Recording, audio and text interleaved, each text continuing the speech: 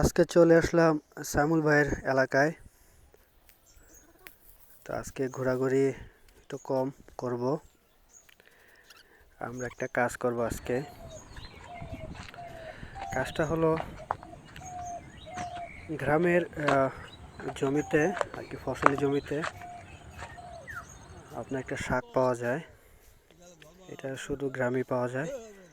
এটা সাইমুল ভাইয়ের দাদা।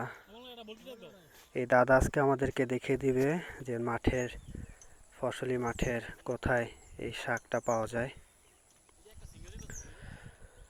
তো আমরা অনেক খোঁজাখুঁজি করার পরে কিছু শাক পেলাম। এই যে আমার হাতে যে শাকটা দেখতে পাচ্ছেন, এই শাকটার নাম গিমা শাক।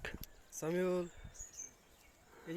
অঞ্চল ভেদে হয়তো এই শাকটার আরও অনেক নাম থাকতে পারে। তো আমরা খোঁজাখুঁজি করছি। আমি ইতিমধ্যেই একটি শাক গাছ থেকে সরিয়ে আলাদা করলাম। আপনারা দেখতে পাচ্ছেন এই সাইমুল ভাই 2 মুঠ ভরে ফেলছে শাক দিয়ে। তো এই শাকটা অনেক আর কি খোঁজাখুঁজি করতে লাগে এই ঘাসের ফাঁকে, হয়তো এই যে দেখেন আমার হাতে। সাধারণত এই শাকটা আপনার ফসলি মাঠের হয়তো একটু কিনারে হয়, যেমন যেখানে একটু নিচু আছে, ফসলি মাঠ থেকে একটু নিচু।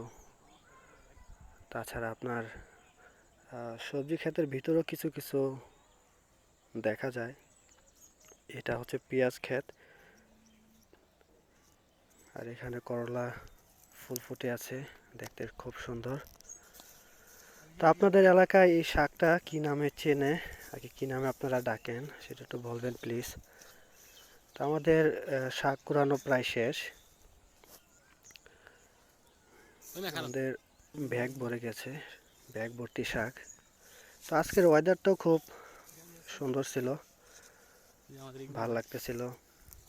এই যে দেখেন আমার হাতে ব্যাগের ভর্তি শাক। তো আশা করি ভিডিওটা আপনাদের সবার কাছে ভালো লেগেছে। সবাই